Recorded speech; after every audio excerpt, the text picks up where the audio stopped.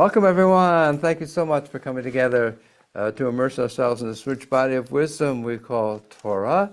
We are going to be reading a double portion this evening, Tazria-Metzora, which begins in the book of Leviticus at chapter 12 with verse 1. We'll read through the English translation of our weekly portion. I'll share with you a focused study about it, and then we'll join in a collaborative conversation about it. If you'd like to unmute at the time, feel free to do so as we have an opportunity to say a blessing for this moment of being together within this wisdom. Baruch atah Adonai Eloheinu melech haolam, asher kiptanu b'mitzvotav v'tzivanu la'asot divrei Torah. Thank you, God, for the opportunity to immerse ourselves in words and deeds and relationships of Torah. I'll share with you the opening verses, and then I'll invite others to have an opportunity to read as well. Again, Leviticus chapter 12, verse 1. Adonai spoke to Moses, saying, "Speak to the Israelite people thus. When a woman at childbirth bears a male, she shall be unclean 7 days. She shall be unclean as at the time of her menstrual infirmity. On the 8th day, the flesh of his foreskin shall be circumcised. She shall remain in a state of blood purification for 33 days. She shall not touch any consecrated thing, nor enter the sanctuary until her period of purification is completed. If she bears a female, she shall be unclean 2 weeks, as during her menstruation, and she shall remain in a state of blood purification for 66 days. On the completion of her period of purification, for either son or daughter, she shall bring to the priest at the entrance of the tent of meeting a lamb in its first year for a burnt offering, and a pigeon or a turtle dove for a sin offering. She shall offer it before Adonai and make expiation on her behalf. She shall then be clean from her flow of blood. Such are the rituals concerning her who bears a child, male or female. If, however, her means do not suffice for a sheep, she shall take 2 turtle doves or 2 pigeons, one for a burnt offering and the other for a sin offering. The priest shall make expiation on her behalf, and she shall be clean." Richard, would you like to read a little bit at the start of chapter 13? Yes, thank you, Rabbi. The Lord spoke to Moses and Aaron, saying, "When a person has on the skin of his body a swelling, a rash, or a discoloration, and it develops into a scaly affection on the skin of his body, it shall be reported to Aaron the priest or to one of his sons, the priests. The priest shall examine the infection on the skin of his body. If hair in the affected patch has turned white, and the affection appears to be deeper than the skin of his body, it is a leprous affection. When the priest sees it, he shall pronounce him unclean. But if it is a white discoloration on the skin of the body, which does not appear to be deeper than the skin, and the hair in it has not turned white, the priest shall isolate the affected person for 7 days. On the 7th day, the priest shall examine him, and if the affection has remained unchanged in color, and the disease has not spread on the skin, the priest shall isolate him for another 7 days. On the 7th day, the priest shall examine him again. If the affection has faded and has not spread on the skin, the priest shall pronounce him clean. It is a rash. He shall wash his clothes, and he shall be clean. But if the rash should spread on the skin after he has presented himself to the priest and has been pronounced clean, he shall present himself again to the priest. And if the priest sees that the rash has spread on the skin, the priest shall pronounce him unclean. It is leprosy. Thank you so much. Tom and Jackie, would you like to read a little bit? We're at verse 9. Yes, thank you, Rabbi. When a person has a scaly affection, it shall be reported to the priest. If the priest finds on the skin a white swelling, which has turned some hair white, with a patch of undiscolored flesh in the swelling, it is chronic leprosy on the skin of the body, and the priest shall pronounce the person impure. Being impure, that person need not be isolated. If the eruption spreads out over the skin so that it covers all the skin of the affected person from head to foot, wherever the priest can see, If the priest sees that the eruption has covered the whole body, he shall pronounce as pure the affected person, who is pure from having turned all white. But as soon as undiscolored flesh appears in it, that person shall be impure. When the priest sees the undiscolored flesh, he shall pronounce the person impure. The undiscolored flesh is impure. It is leprosy. So in your, I think it's 16. 15. And the patient shall conduct an examination if the affliction has turned white. Let's start at Sixteen. verse 16. Yeah. Okay. So if the undisclosed flesh There you go. again turns white, that person shall come to the priest. And the priest shall conduct an examination if the affliction is turned white. The priest shall pronounce as pure the affected person who is pure. When the inflammation appears on the skin of one's body and it heals, and white swellings or the white discoloration streaked with red develops where the inflammation was, that person shall report to the priest. The priest finds it appears lower than the rest of the skin and that hair has turned white, the priest shall pronounce him impure. If the leprous affection has broken out of the inflammation. Yeah, you want to continue just verses 21 through 23? That'd be great.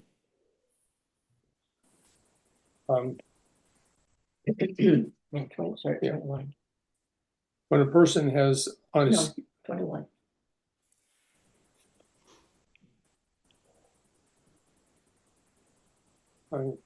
Here, I have it right here. 21. There you go. the priest finds out there's no white hair in it and not lower than the rest of the skin, and it is faded, the priest shall isolate the person for 7 days.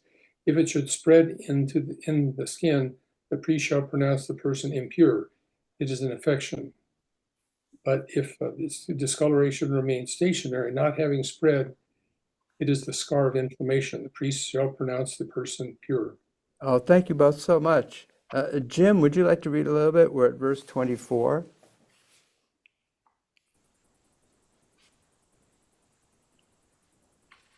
Thank you, Rabbi. When the skin of one's body sustains a burn by fire, and the patch from the burn is a discoloration, either white streaked with red or white, the priest shall examine it. If some hair has turned white in the discoloration, which itself appears to go deeper than the skin, it is leprosy that is broken out in the burn. The priest shall pronounce him unclean. It is a leprous affection. But if the priest finds that there is no white hair in the discoloration, and that is not lower than the rest of the skin, and it is faded, the priest shall isolate him for 7 days. On the 7th day, the priest shall examine him. If it is spread in the skin, the priest shall pronounce him unclean. It is a leprous infection. But if the discoloration has remained stationary, not having spread on the skin, and it is faded, it is the swelling from the burn. The priest shall pronounce him clean, for it is the scar of the burn. If a man or a woman has an affection on the head or in the beard, the priest shall examine the affection. If it appears to go deeper than the skin, and there is thin yellow hair in it, the priest shall pronounce him unclean. It is a scald, a scaly eruption in the hair or beard. But if the priest finds that the scald affection does not appear to go deeper than the skin, yet there is no black hair in it, the priest shall isolate the person with the scald affection for 7 days. On the 7th day, the priest shall examine the affection. If the scald has not spread and no yellow hair has appeared in it, and the scald does not appear to go deeper than the skin, the person with the scald shall shave himself, but without shaving the scald. The priest shall isolate him for another 7 days. On the 7th day, the priest shall examine the scald. If the scald has not spread on the skin and does not appear to go deeper than the skin, the priest shall pronounce him clean. He shall wash his clothes, and he shall be clean. If, however, the scall should spread on the skin after he has been pronounced clean, the priest shall examine him. If the scall has spread on the skin, the priest need not look for yellow hair. He is unclean. But if the scall has remained unchanged in color, and black hair has grown in it, the scall is healed. He is clean. The priest shall pronounce him clean. Thank you so much, Jim. Robert, would you like to continue there, beginning at verse 38? Yes, thank you. If a man also or a woman have in the skin of their flesh bright spots, even white bright spots, then the priest shall look, and behold, if the bright spots in the skin of their flesh be darkish white, it is a freckled spot that groweth in the skin, he is clean. And the man whose hair is fallen off his head, he is bald, yet he is clean. And he that hath his hair fallen off from the part of his head toward his face, he is forehead bald, yet he is clean. And if there be in the bald head or bald forehead a white reddish sore, it is a leprosy sprung up in his bald head or his bald forehead.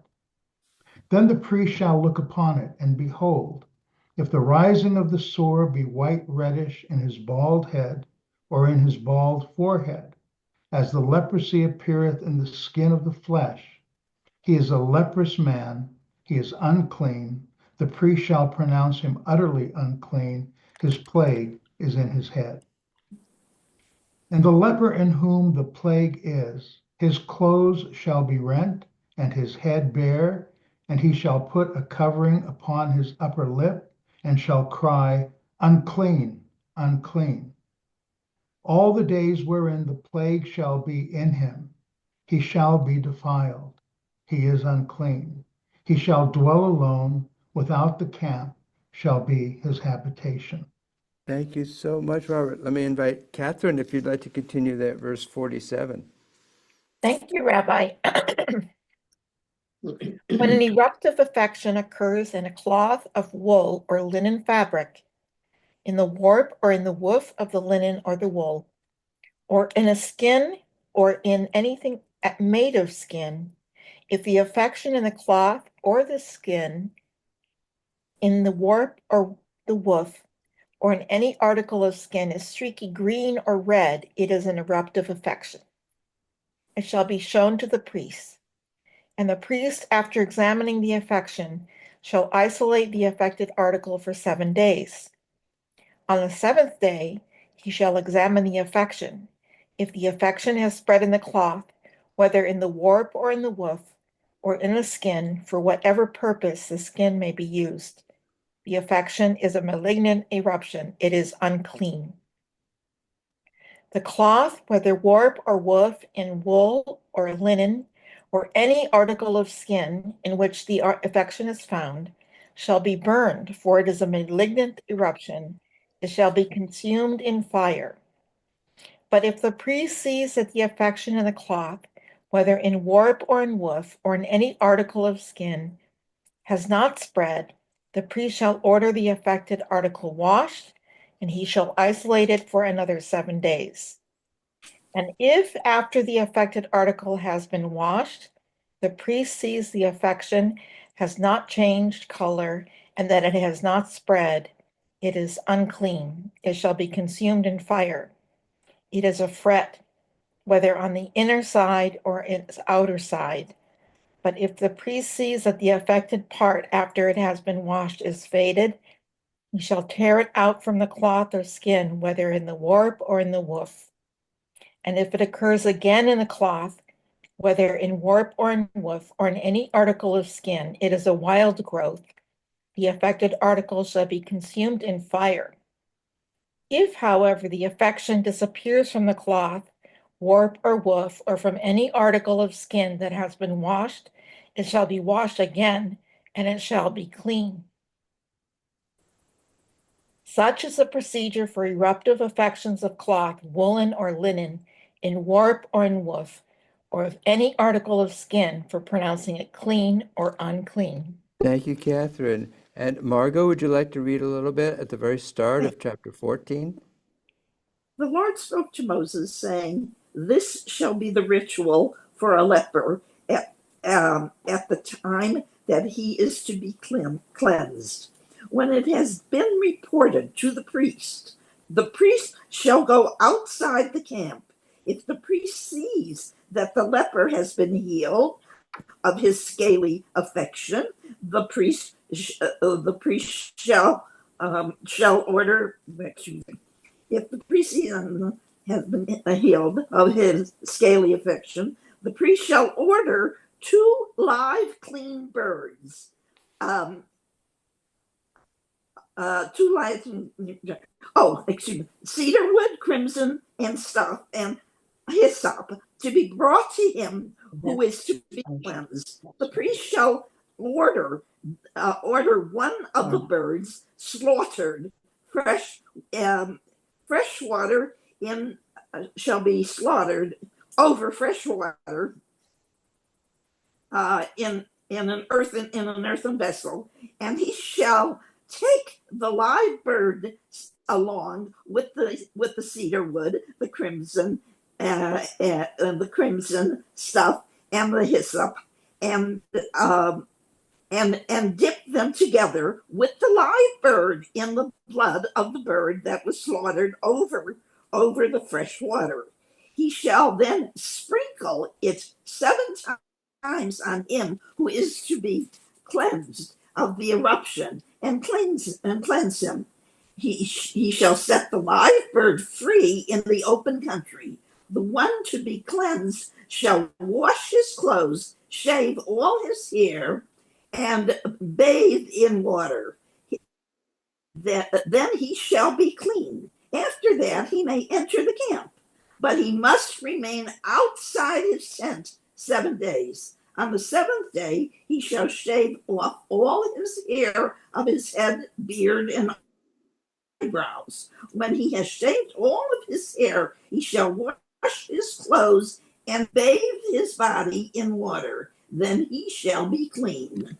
On the 8th day, he shall take 2 male lambs without blemish, 1 ewe lamb in the first year without blemish, 3/10 of a measure of choice flour with oil mixed in it for a meal offering, and one log of oil. These shall be presented before the Lord with the man to be cleansed at the entrance of the tent of meetings by the priest who is performing the cleansing. Thank you, Margaret, so much. David and Susan, would you like to continue there at verse 12? Thank you, Rabbi.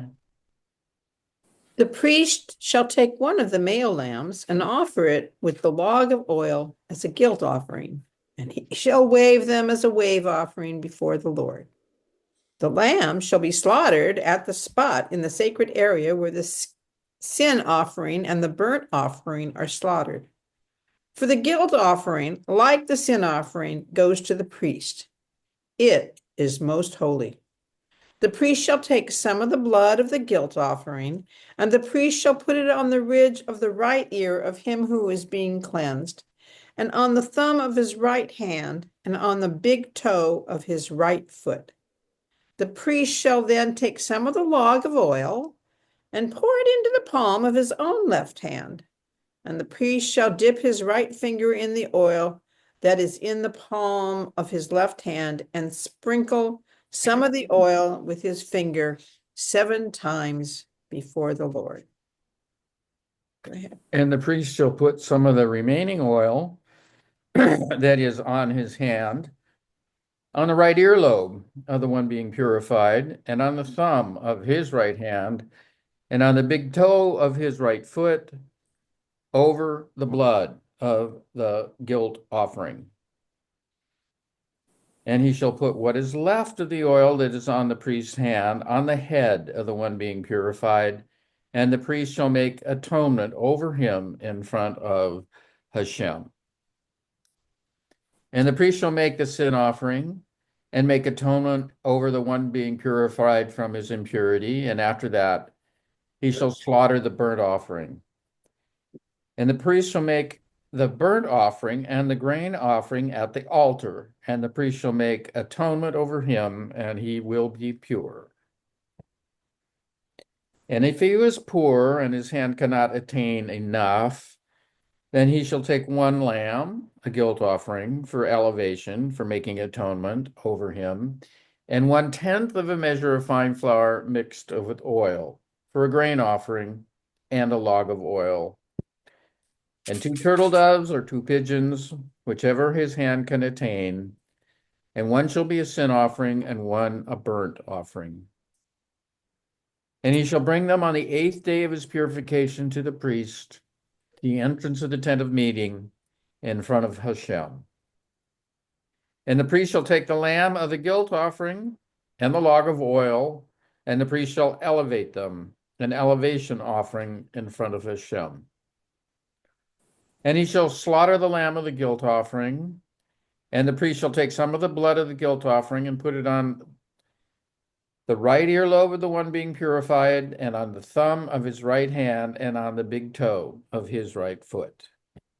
And the priest shall pour some of the oil on the priest's left hand, and the priest shall sprinkle some of the oil that is on his left hand with his right finger 7 times in front of Hashem. And the priest shall put some of the oil that is on his hand on the right earlobe of the one being purified, and on the thumb of his right hand, and on the big toe of his right foot, over the place of the blood of the guilt offering. And what is left of the oil that is on the priest's hand, he shall put on the head of the one being purified to make atonement over him in front of Hashem.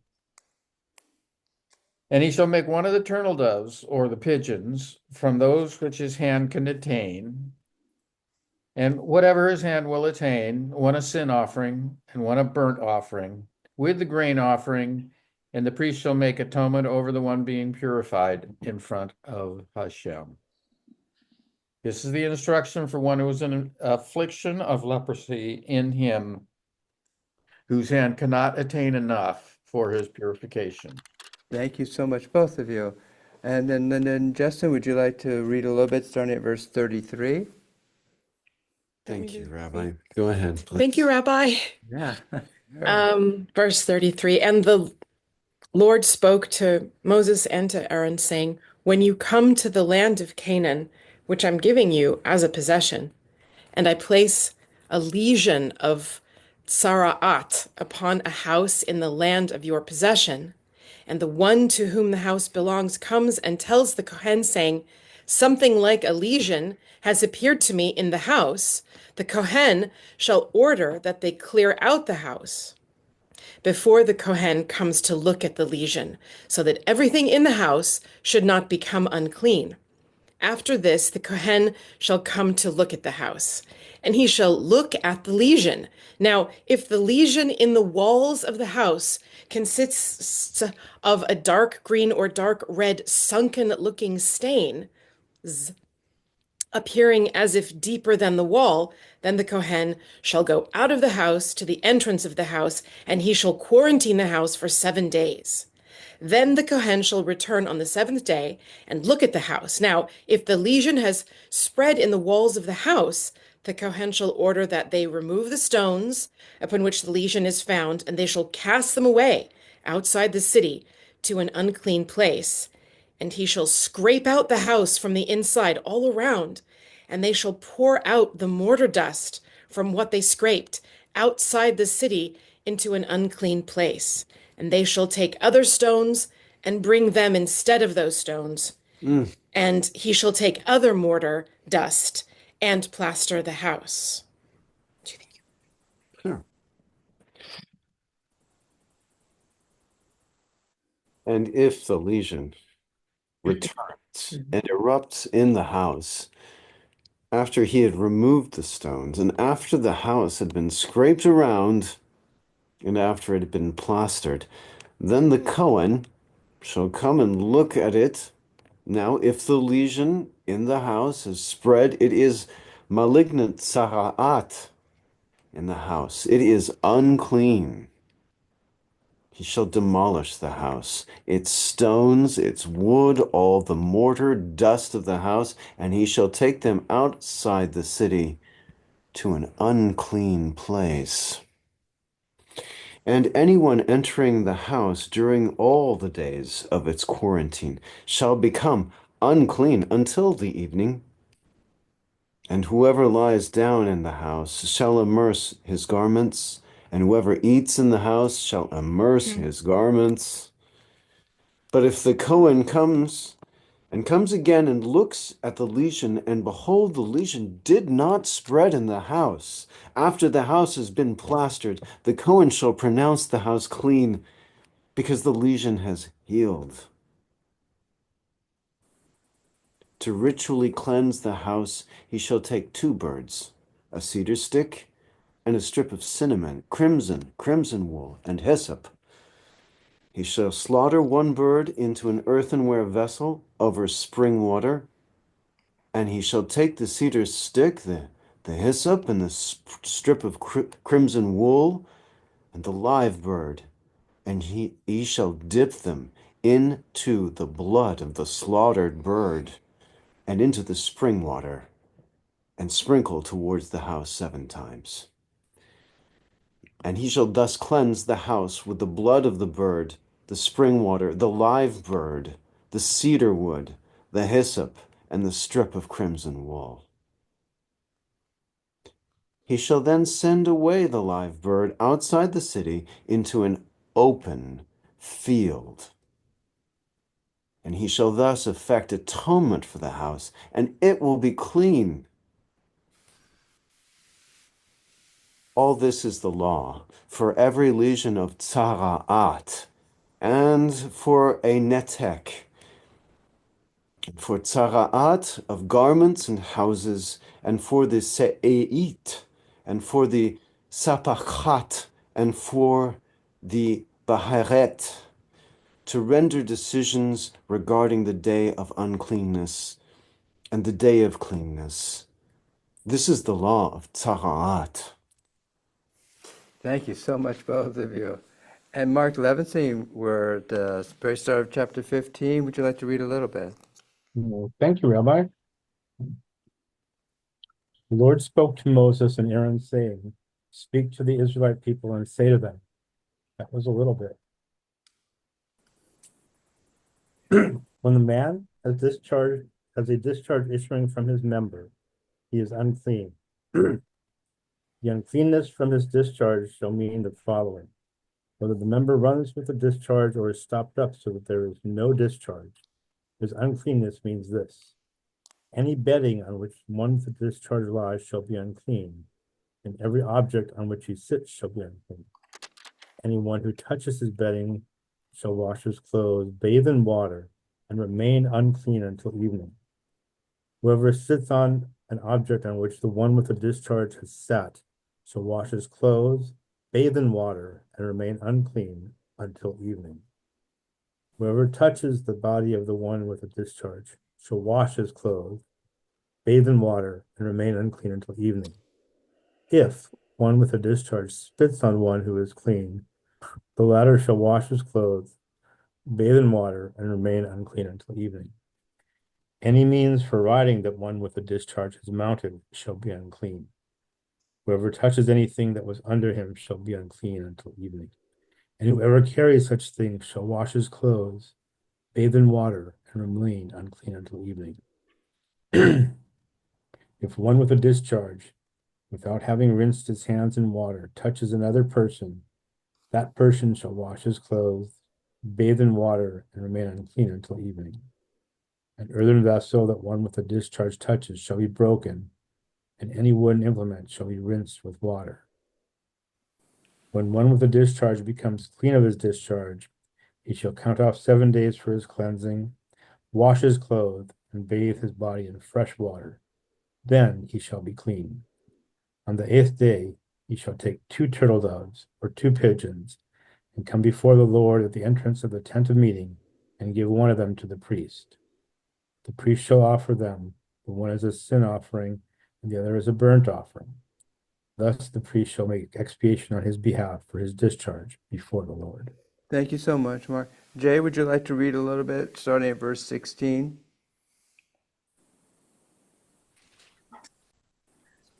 Thank you, Rabbi. When a man has an emission of semen, he shall bathe his whole body in water and remain impure till evening. All cloth or leather on which semen falls shall be washed in water and remain impure until evening. And if a man has carnal relations with a woman, they shall bathe in water and remain impure until evening. When a woman has a discharge, her discharge being blood from her body, she shall remain in her menstrual impurity 7 days. Whoever touches her shall be impure until evening. Anything that she lies on during her menstrual impurity shall be impure, and anything that she sits on shall be impure. Anyone who touches her bedding shall wash his clothes, bathe in water, and remain impure until evening. And anyone who touches any object on which she has sat shall wash his clothes, bathe in water, and remain impure until evening. Be it the bedding or be it the object on which she has sat, on touching it, he shall be unclean until evening. And if a man lies with her, her menstrual impurity is communicated to him, he shall be impure 7 days. And any bedding on which he lies shall become impure.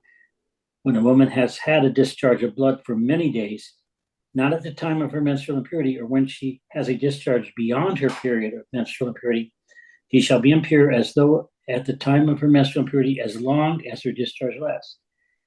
Any bedding on which she lies while her discharge lasts shall be for her like bedding during her menstrual impurity, and any object on which she sits shall become impure as it does during her menstrual impurity. Whoever touches them shall be impure. He shall wash his clothes, bathe in water, and remain impure until evening. Thank you, Jay. Thank you so much. Catherine, would you read a little bit? We're at verse 28.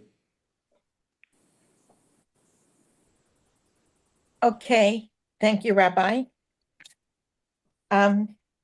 When she becomes clean of her discharge, she shall count off 7 days, and after that she shall be clean.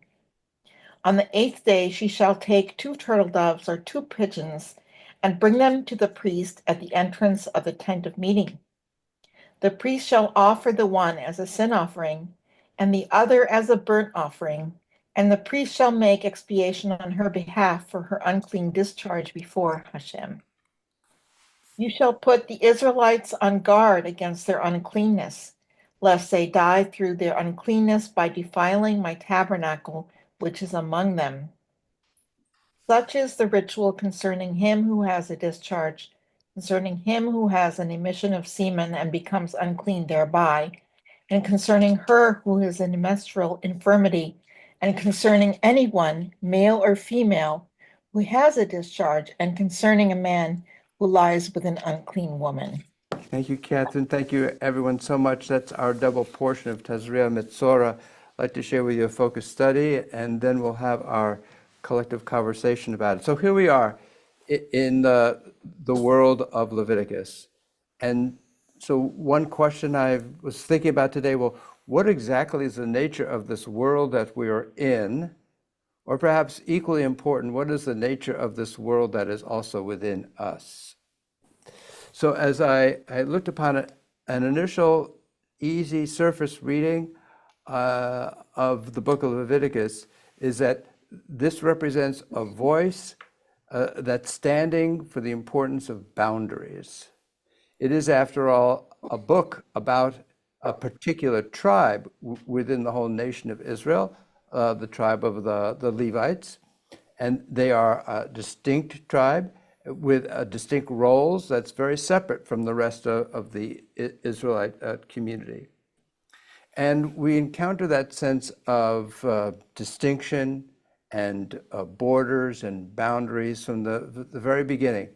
The first couple of portions in the book of Leviticus describe the rituals, the rites that are to be used within the offering of sacrifices, and those are all to be performed by the Levites.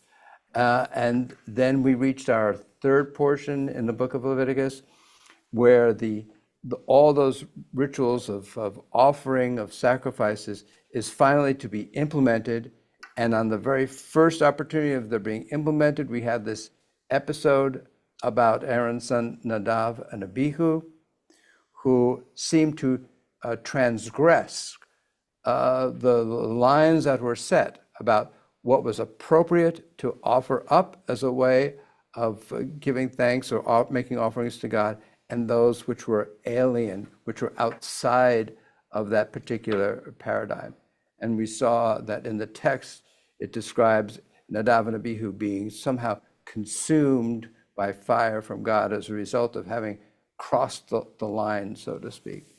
And here we are in our double portion of Tazria-Metzora, and here the message seems to be a series of warnings about the dangerous condition that results from boundaries being breached.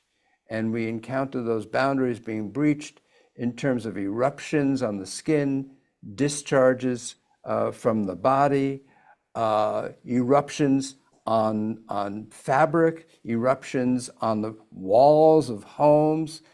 And in this week's portion in particular, it also seems to warn about the condition of what happens when a child emerges out of the body of the woman in childbirth, and that also somehow results in a dangerous condition that requires her to go through some kind of ritual of purification and restoration.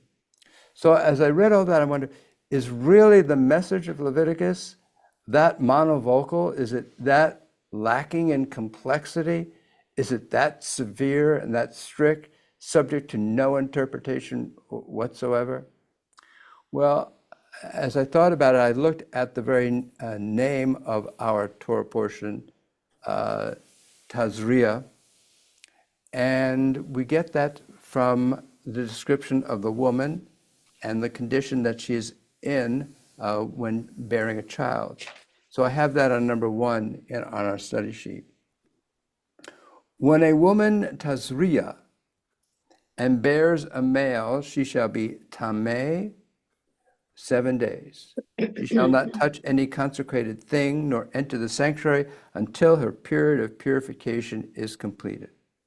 So this word Tazria, which seems to describe the condition that the woman is in, that requires her to be isolated and that requires her to go through some kind of ritual of purification. It's an interesting word because its etymology, it's based upon the word zara, which means to sow or scatter seed or to produce seed. So the notion of, in a sense, this is a woman who is in a state of producing seed. She is a seed-producing human being. Well, is that so bad? Is there something that is impurifying about that? So we go back to the story of creation, and we see that word crop up here in Genesis chapter 1, verse 12. The earth brought forth vegetation, seed-bearing plants, mazria zara, of every kind, and trees of every kind, bearing fruit with the seed in it, zarobo. God saw that this was good. So this notion about being seed-bearing, Tazria, is something that is good. It's part of creation. So this for me anyway provokes some kind of curiosity, and it provokes a sense of there must be something deeper than just a condition that is somehow purely bad, if it's something that in the story of creation is something that is good. So we're going to look at that notion about tameh, which we've been translating as unclean, and we're going to look at that in just a moment. And the opposite side of tameh in Jewish tradition is tahor, which we also encountered in this week's portion, which means it gets translated as pure. So the word tahor is also interesting, and It is a word that gets used in many other contexts, particularly a lot within the book of Exodus, describing certain elements or materials that are pure in the sense that they are totally integrated within themselves. They have a bounded identity. And so here it is, for example, describing the kind of gold that's to be overlaid on the ark. Number 2, overlay it, the ark, with zahav tahor, pure gold. So the notion about tameh and tahor is what we're going to spend a little bit of time looking at. So tahor is something that refers to it's bounded in its wholeness. And so what we're going to look at now is this notion that I really got from reading a wonderful article by Nina Rubin and Rabbi Hillel Katzir on Tameh and Tahor, where they describe really what Tameh is referring to are those conditions when one is less than one's bounded self, that one has become somehow opened up, has become open to other than one's full self is at work there. And they say that in those moments of openness, one becomes kind of spiritually or emotionally vulnerable because one is now receiving other kinds of influences. So here's a lovely article by Sarah Ridender, who's a teacher who now made Aliyah to Israel some years ago. And this is an article from Mosaic Magazine. And she's referring to Mary Douglas, who wrote a magnificent book about the book of Leviticus. According to Mary Douglas, Leviticus designates as sources of impurity not things that are morally sullied, but things that by their very nature are unbounded and cannot be hemmed in. Leviticus prohibits in order to protect. The new mother is barred from entry to the temple because the boundary-breaking experience of childbirth cannot translate neatly into a covenantal temple framework. Childbirth is a process in which pleasure and pain, life and death, purity and impurity are intermingled and become inextricable from each other. So it's this notion of unboundedness and vulnerability that I want to explore a little bit, and why those moments in our lives require some kind of ritual of, if you will, of bringing us back, of some kind of restoration and some kind of protection during these moments of being so opened up. And to do that, I want to share with you a work of art by Clifford Still. Often, by the mid-20th century in the United States, there was a shift in the art world, in the whole world. For a century or more, the center of art had been Paris. With the conclusion of World War II, that shifted to the United States, and in particular to New York City. And there was a particular art movement that became ascendant during that time and dominated the world of art for decades, and that became known as abstract expressionism. When we think about abstract expressionism, we may think of artists such as Willem de Kooning, Jackson Pollock, Mark Rothko, and others. But the person who really initiated, who was really, in a sense, the pioneer in this form of art was Clifford Still. I believe Clifford Still was born in Nebraska. Eventually, he ends up in New York. And he is the one to first thoroughly break from the use of identifiable subject matter in paintings. That is, without objects that appear to have form and shape that are constant, fixed, and thus easily replicated. So, for example, if I were to say the word chair, although there's some variations on what a chair might look like, when I say the word chair, probably you're not thinking of tree or river, right? So so when I say these words, we all conjure up, oh yes, I know what that is. There's a form to each of these things that I can recognize. And it's that recognizable form, the fact that we can just immediately, it cuts off, if you will, much of our imagination.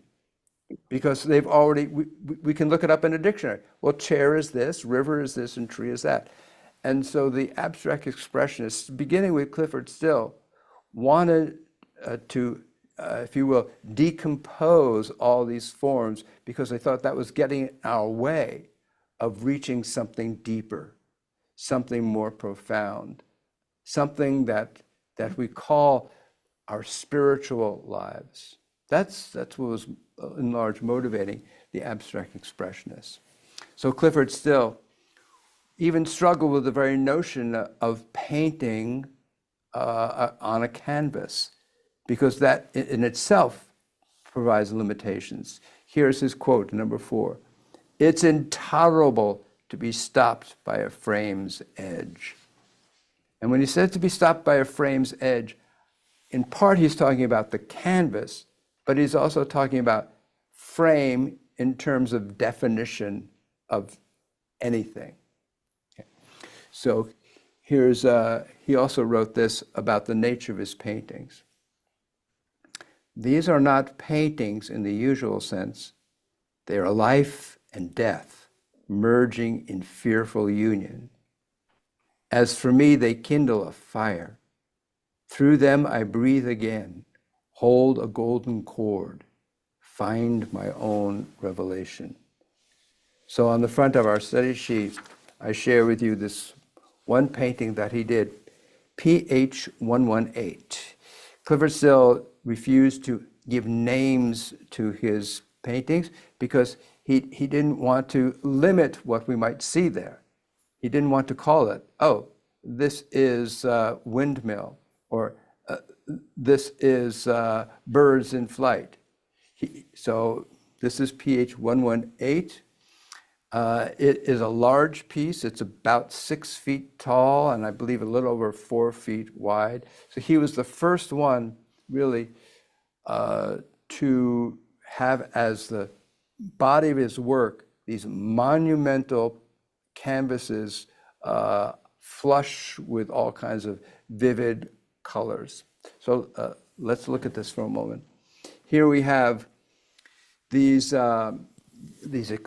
shapes that have, if you will, it's almost as if they are organic in the sense that they refuse to be contained to any rectilinear or square type shapes. They are in movement and motion. They're dynamic, and one of the key aspects of many of his paintings is their verticality, their notion of seeking an upward trajectory. And you can see that much of the painting here, while it crosses through the middle, we have these bits of paint that are actually pushing up against the edge of the canvas, as if they are trying to break free of the framework that the canvas represents. So when he, this notion about, for Still, the rejection of any predetermined structure, the decomposing of form, does not for him lead to chaos. As he said, it leads not to chaos, but it leads to a fearful union. So there is something about the breaking of these boundaries that serves this higher purpose of achieving, if you will, a new union. So going back to our text, how should we read this text?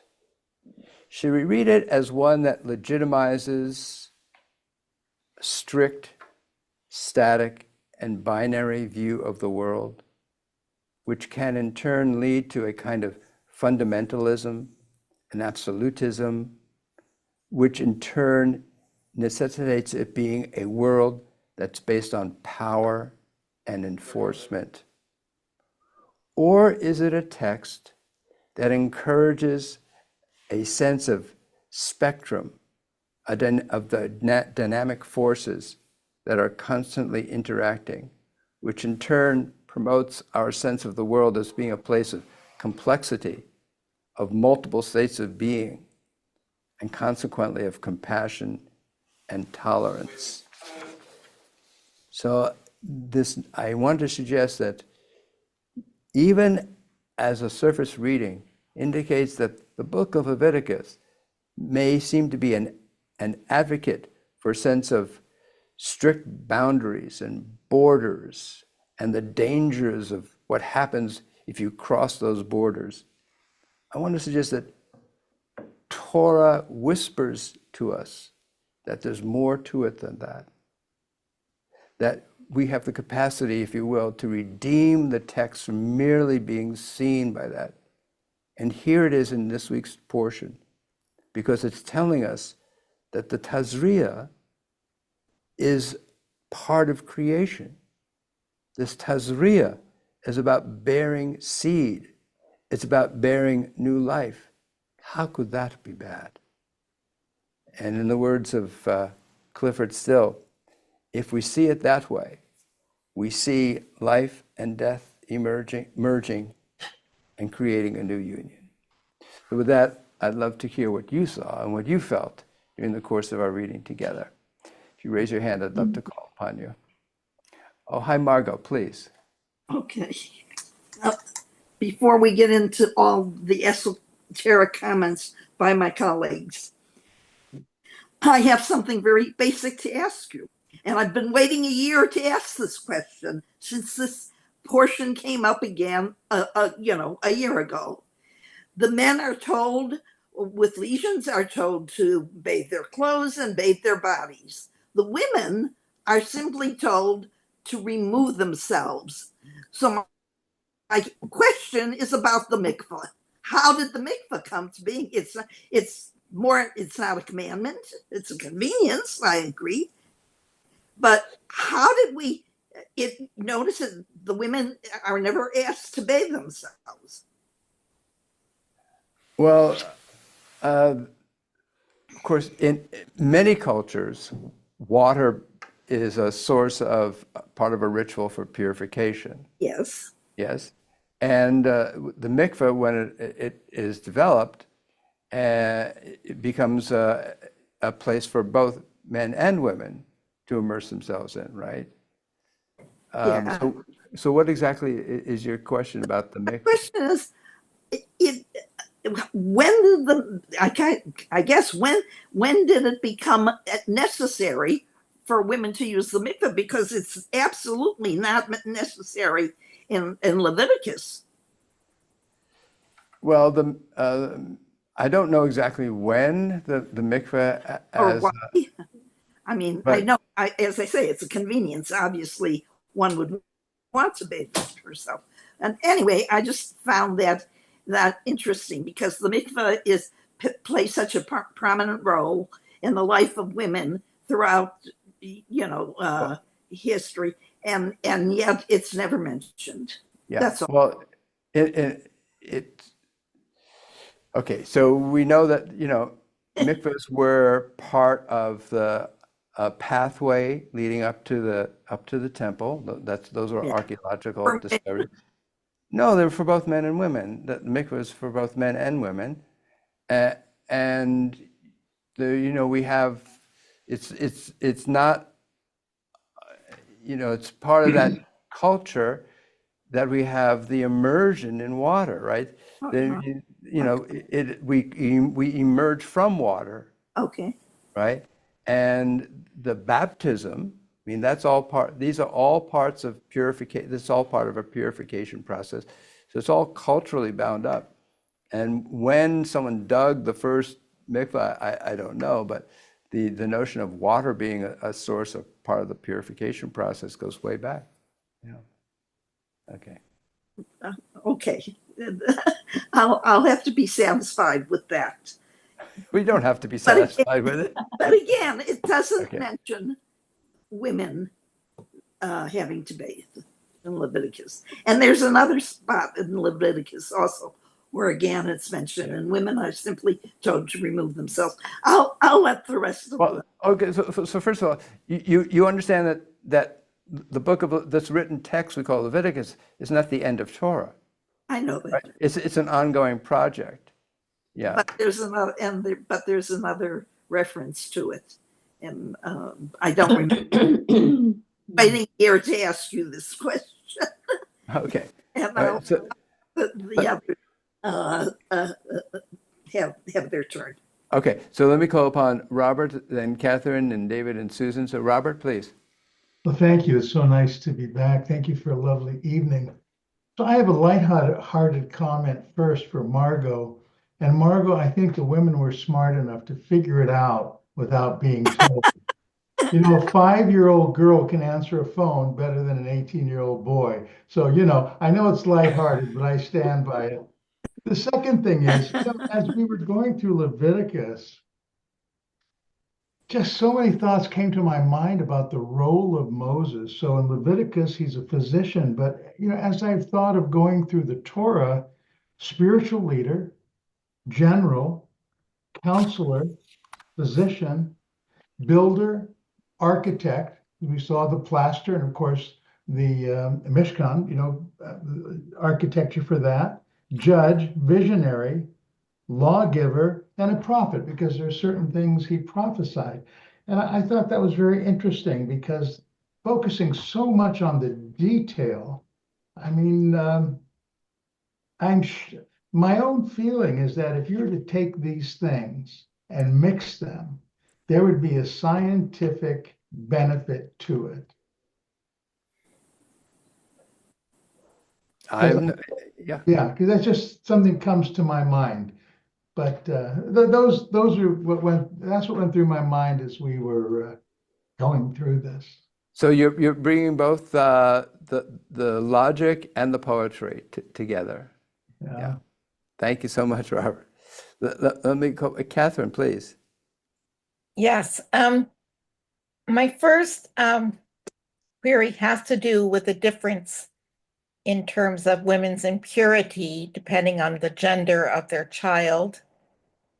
And it occurred to me that perhaps the reason for the difference in impurity is that there has to be a circumcision after 8 days, so that the period can't really be extended for the male. But other than that, this is one of those places where we say, you know, why the gender difference? And then I was thinking about, you were saying about boundaries and what Robert just said about whether there's something scientific about this. And it seems to me that this parshat deals with the idea of contagion or the possibility of contagion. And so in that case, the priests are, in a sense, acting as physicians. We're not sure they can heal the people who have these eruptions, but they are acting as physicians for the benefit of the community, in that they're trying to keep these eruptions contained. And my last thought just has to do with the painting, which is amazing in the way that evokes for us both things being consumed by fire in ritual and the eruptions on the skin and on the house and on the wool. So just wanted to say that. Catherine, thank you so much for bringing us back to the painting as well. So yeah, so these notions of you have these eruptions on the canvas in a sense, and you also have intimations of fire, and you have intimations of these patches of discoloration on the surface of the canvas. And so that tension, which is exactly what Clifford Still was all about, these tensions between being contained, being in containment and release, between life and death. He says, this was the stuff that is just part of life and part of the world. And if we're willing to accept this tension within us, then we have the possibility of transcending our own self-imposed limitations of who we are and what we're capable of. So thank you so much for that. Thank you. Let me call upon David and Susan. The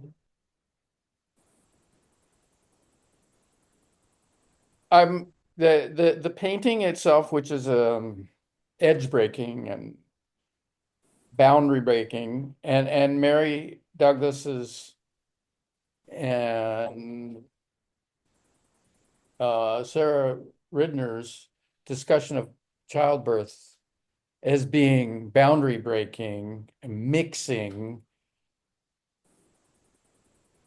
intermixing the most primal things in the world, both struck me as being really anti-Leviticus, understood as the book of boundaries, of containment, of keeping things pure in the sense of 100% pure gold, etc. You explicated a reason of seeing underneath that in Leviticus based on, I believe, Tahor or Sarat. Yes, right. Being referring to seeds, to growth, to vegetation, to things bursting out of the earth.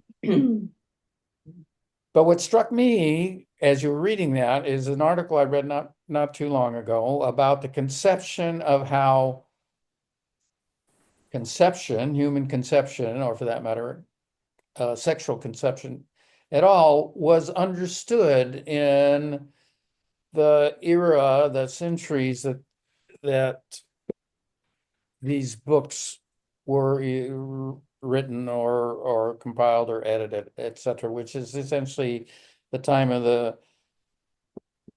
Greeks and the Hasmoneans, and that was men carried the seed, women were a soil, a growth medium. And so in that conception, a seed is masculine, which made me stumble over what you were teaching to the point that I pretty sure I missed some important chunks.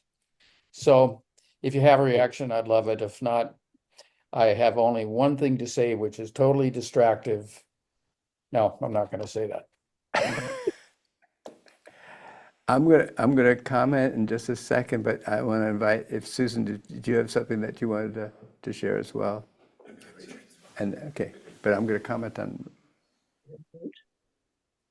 Oh, I wasn't going to. David got so excited he he let go of the space bar and and you couldn't hear me. muted her, which I tend to do too much.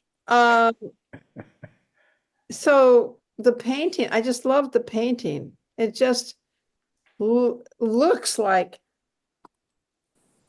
turmoil and life coming out of it, and the fire there, which is probably going to help it or not help it, it's there. And the white part where it's a stain, I just love how it seems to relate to the Torah portion. I've always felt that the instructions in this Torah portion were partly for the priests and partly just to give comfort, kind of like a physician gives words of comfort, so that you have guidelines as to when to get worried and when not to get worried. That's nice about guidelines. I like that. And so, and I'm going to also comment on what David's kind of challenge there, and then Richard has something to offer.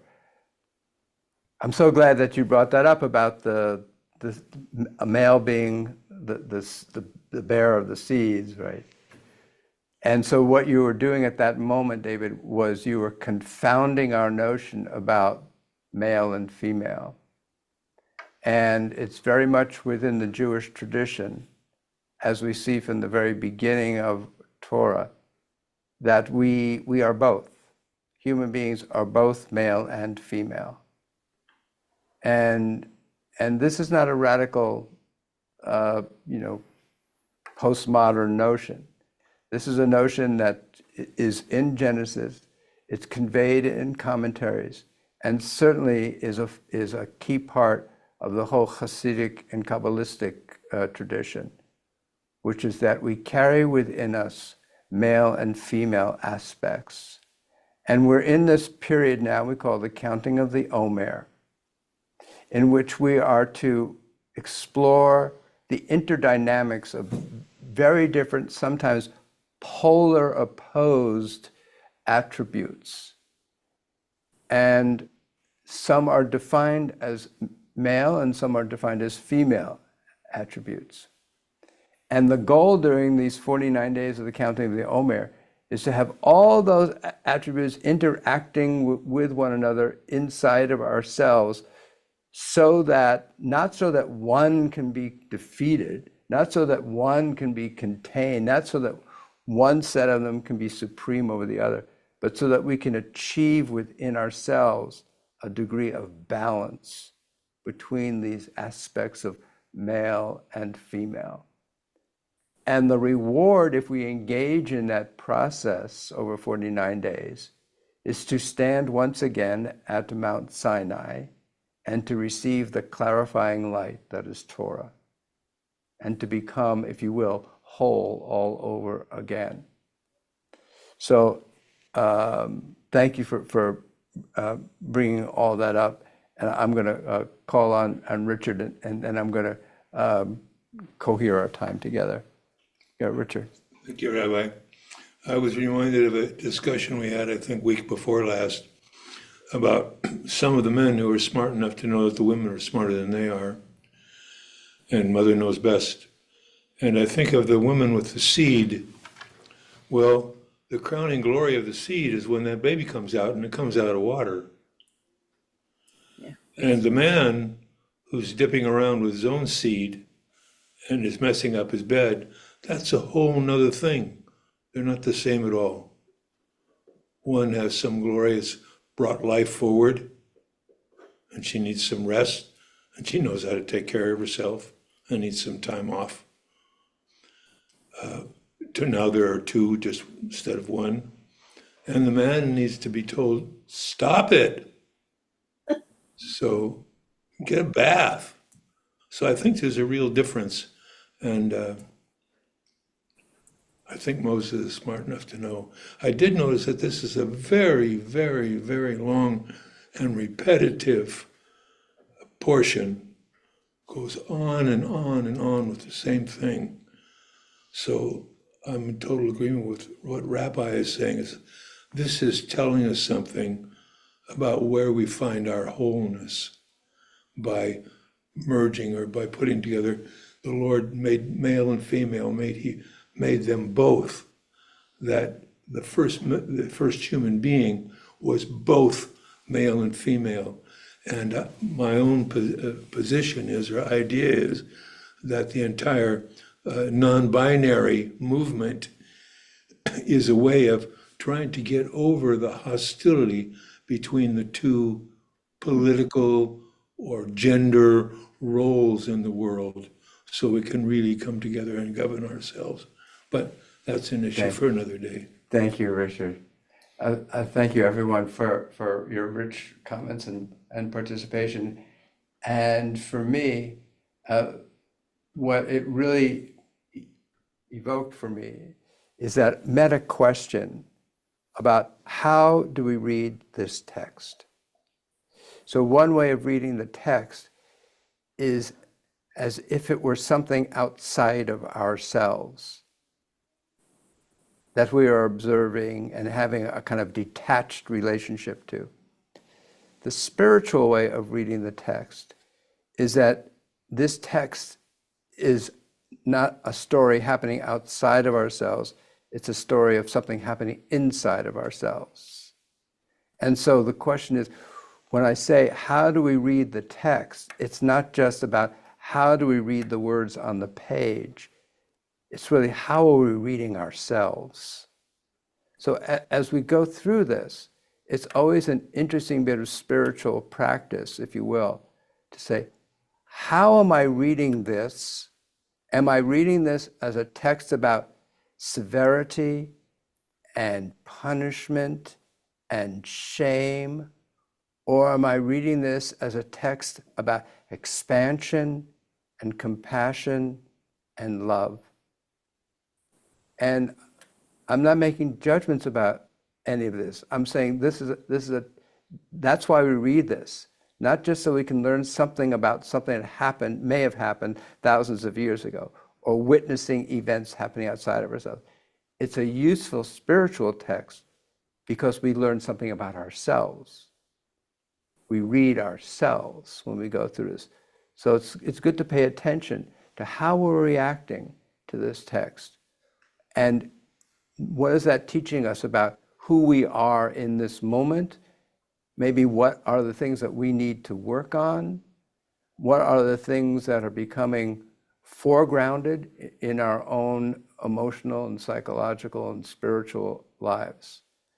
So I want to thank everyone for creating the kind of environment that allows us to read this as a text that is personally implicating and not just as a matter of a detached relic and an artifact to be kind of interestingly looked at. This is our life. This is our life.